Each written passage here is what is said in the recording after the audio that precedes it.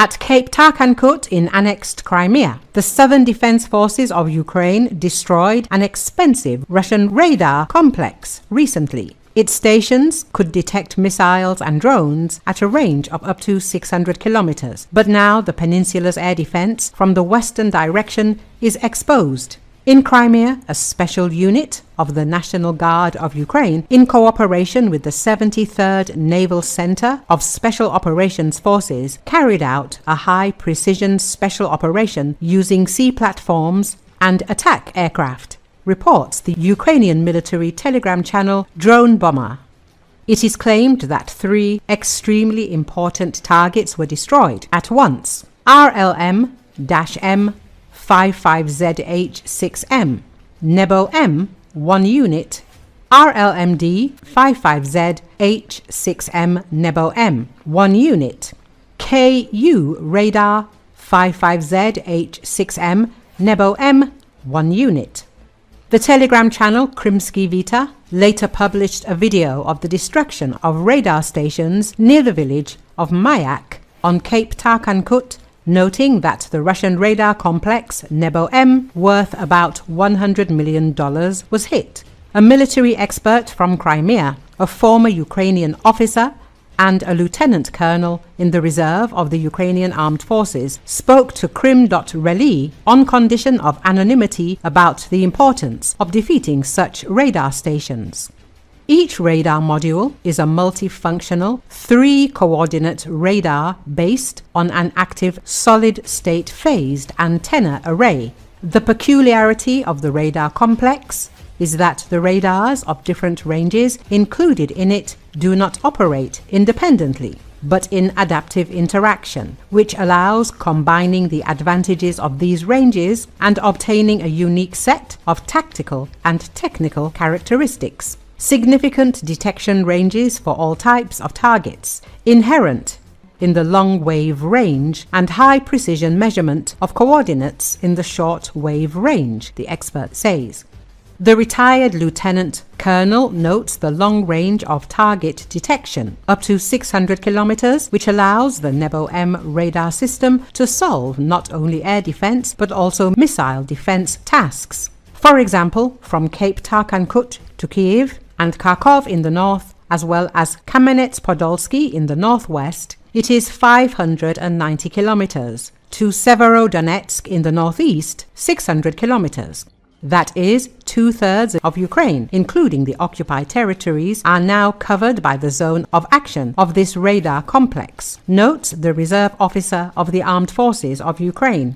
According to him, the disabling of such an important component of anti-missile and anti-aircraft defense creates not just a hole in radar coverage, but a real corridor for Ukrainian drones and missiles in the direction of annexed Crimea.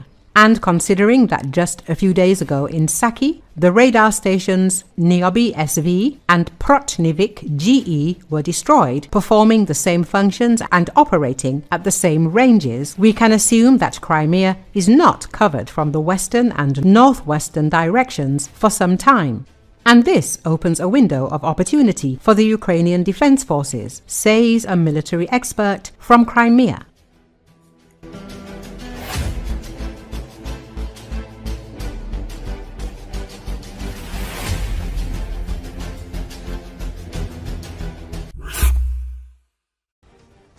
With Donald Trump finally admitting that Russia harbors ambitions beyond Ukraine, Estonia's defense ministry is bracing for what comes next, as military confrontation with Russia appears increasingly inevitable.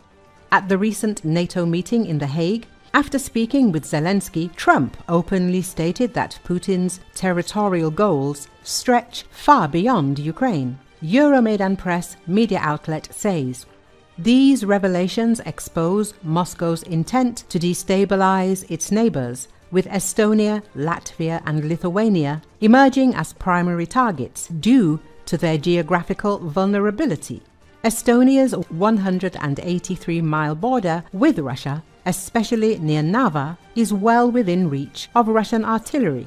NATO's Article 5, which mandates collective defense, faces a critical test as Russia escalates its rhetoric. Still, Moscow appears keen to avoid triggering it directly, instead opting for provocative actions masked as defensive responses. Estonia's Defense Minister Hanno Pevkur confirmed that Estonia is prepared to host F-35 multi-role stealth fighters as part of NATO's Baltic air policing mission. Euromaidan Press says, these aircraft serve both as a deterrent and as protection for NATO airspace. Despite the F-35 not being assigned nuclear missions in Estonia, Kremlin spokesman Dmitry Peskov called it an immediate threat, framing the deployment as reckless escalation. This narrative is being amplified by Russian media, which paints NATO as the aggressor, despite having its own nuclear forces already stationed within rapid striking distance of NATO's border, 15 to 20 minutes. No nuclear warheads are stored in Estonia, unlike some NATO sites in Germany or Turkey, underscoring that the deployment is strategic rather than escalatory. Nonetheless, Russia's messaging hints at pretext building for future military action. Estonia, along with Latvia, Lithuania, Poland and Finland, is fortifying the 3,450-kilometer border with Russia and Belarus, creating a modern Iron Curtain, Euromaidan Press says.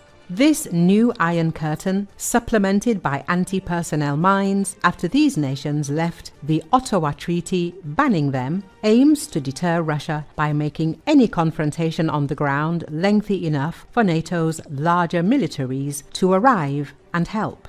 Estonia alone has invested €5.2 million in defences near Narva, including 32 bunkers, anti-tank barriers and 12 ammunition depots. The dense forests and Lake Peipus add natural obstacles along the rest of the border. In June 2025, Estonia's Storm 25 exercises involved 6,000 Estonian troops and over 10,000 NATO allies, simulating defense operations against Russian advances. Euromaidan Press says, Lithuania's defense budget is set to reach 5.5% of GDP, signaling regional urgency. While Estonia's actions are defensive, Moscow's portrayal of them as provocations raises risks of escalation. The Baltic frontier is increasingly fortified and the stakes are high. Estonia's defense is on the line, and Moscow is watching.